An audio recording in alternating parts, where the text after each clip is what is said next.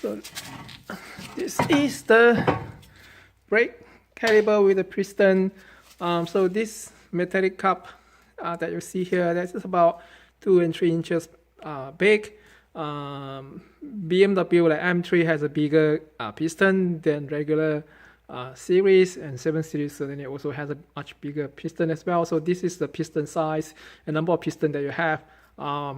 So M series typically has 2 pistons, and then Honda typically only has 1, or Toyota, Acura, so on, they typically only have 1 piston. So for brake system that only have 1 piston, it is easy. You just need to service one or replace one, or take it out, send it off the rust, remove the rust by polishing compound, or if you need it, by sandpaper, such as 200, 400, 800 grades.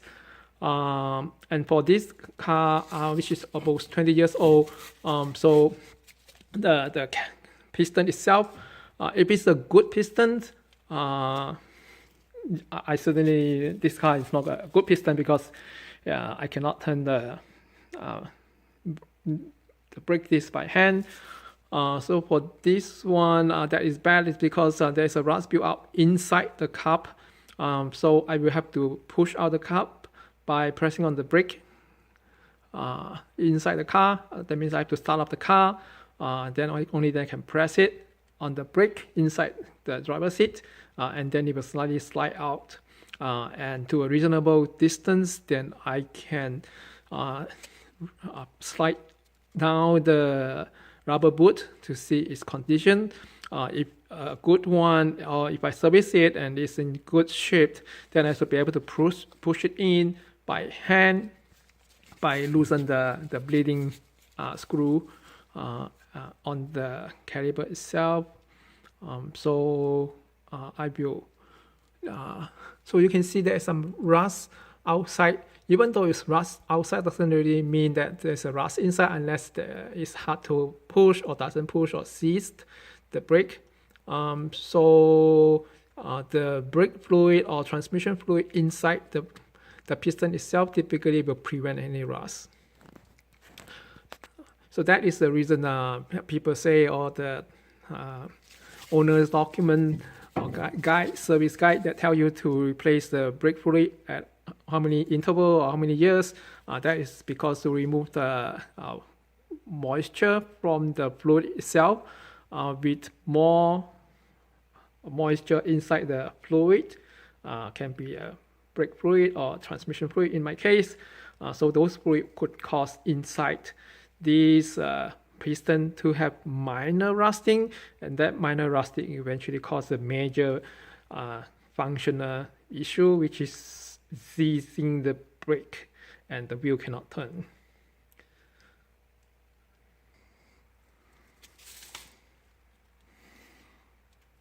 So this is how it looks like of the piston after I go into the car, start it up, and press on the brake pedal for 7 times. So it's almost fully slides out. So you can see that the boot is almost flat. So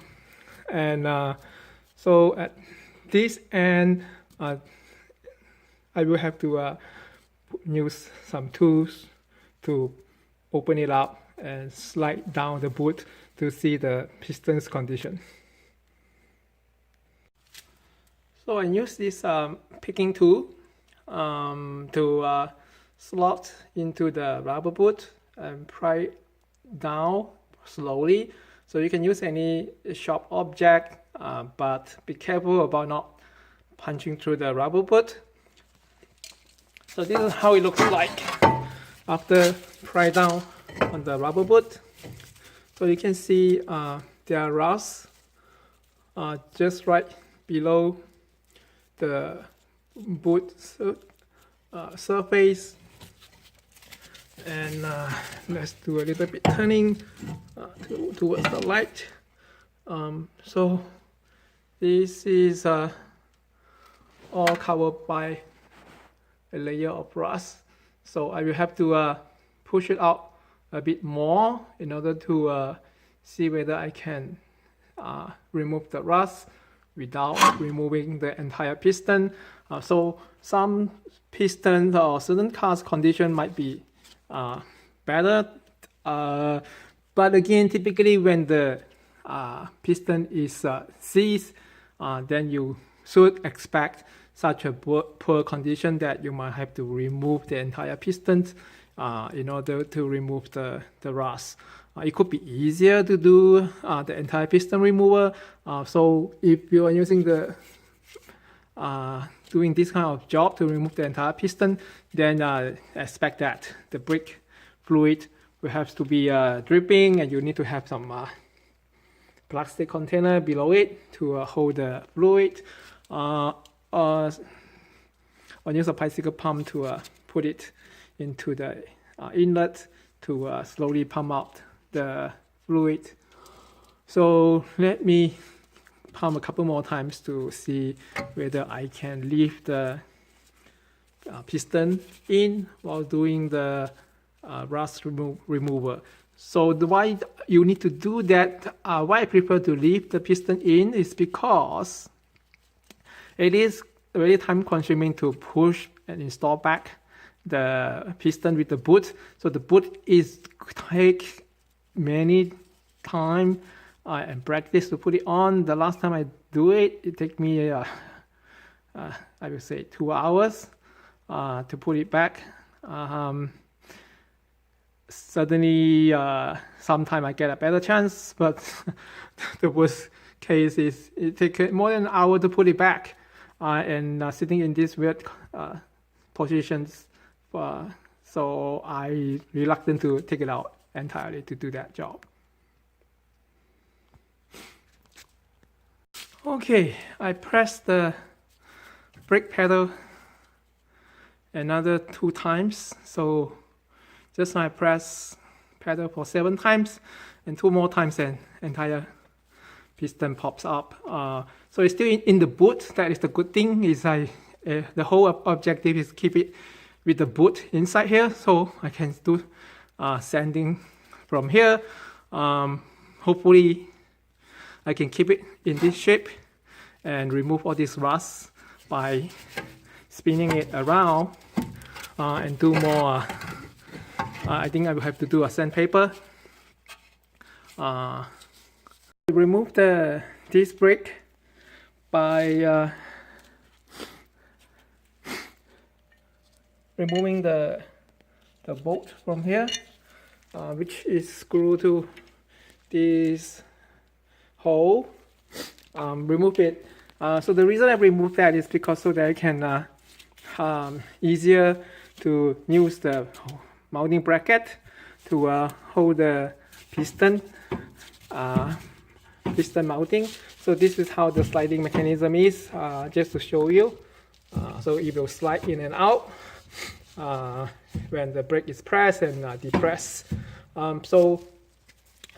Just now I pry open the rubber boot, and as I show you, there are rust around this area, the entire cylinder or the entire cup.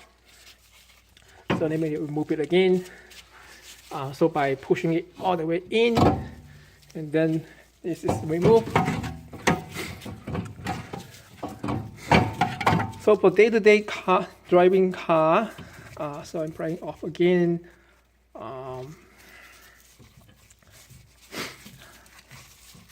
Let me show you the boot. So there are entire top part of this cup has a rust built up.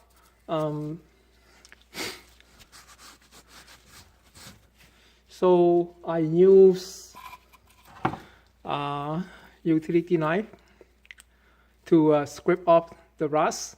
So even though this car is almost 20 years old, but this material used by BMW is very good.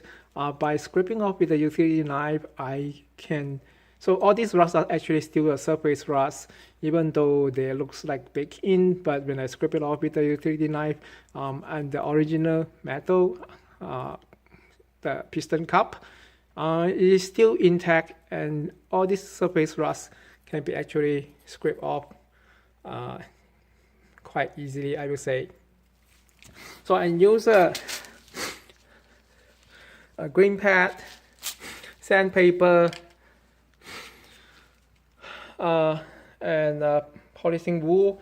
None of them are as effective as a utility knife. So this is too soft. Again, this is too soft as well for that round of rust, a circle of rust. This is the sandpaper, 200 grit. It's just too time consuming. So the sandpaper does work, but too time consuming. By just testing a small surface, very, very time consuming, and also have to use 800 grit, 1000 grit, and so on, a polishing compound to send it to polish it. But as you can see, my task is to leave the piston on the car while servicing it. So it is not possible, or in reality, I don't have a tool that's so small that can fit into this working space. Unless I remove the entire piston and put it in. As I say, it's very tough to put it in by chance or by luck. So I do not want to go to that approach. By leaving it here, this is a very quick job to push it back. So after I put a utility knife, and you still can see there are some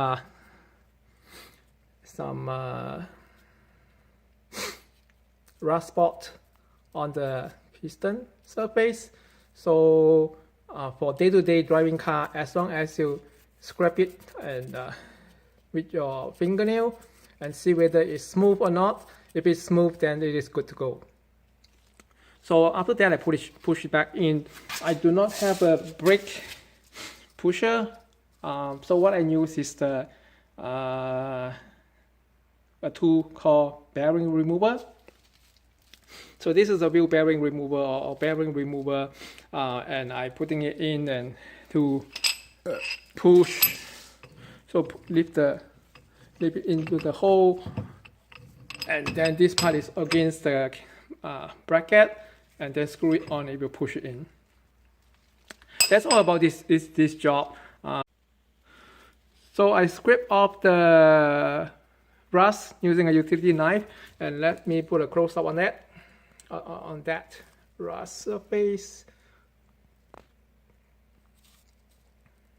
So even though there are still some rust mark on the piston itself, but I touch it with my fingernail, it's smooth to the touch, so this is good to go. This will save you some money to buy another new piston, rubber boot, extra hours of time to install it. So I will put the bracket back and then push the piston back some more. So now I have the so-called brake piston pusher using a bearing pusher, and then put the Caliper piston on the mounting bracket. So to know whether this rust remover or piston rebuild or piston derusting work or not, is after you push the piston cup into the sail. So turn it by hand. No need to turn it by any other tool. So turn it slowly by hand and push it, and that means slowly push it all the way back, and see whether you can do this turning and pushing just by a hand. So if the rust is well removed, or the surface, let's say you use 400 grit sandpaper to remove the rust, polish off, and so forth, whether the surface is smooth enough, the whole thing is easier to test, very easy by test, just by pushing the piston back. So the whole piston all the way back by hand. So if you can do that, that means when the wheel and rim and this rotor turn, they will be able to push back the piston as well. So this is one of the quick tests. If it's not smooth or it is jammed, you cannot push all the way back, that means you have to remove it again and do some more surfacing or polishing to smooth out the surface, or there are more rust inside that you didn't see, and have to do more so-called polishing.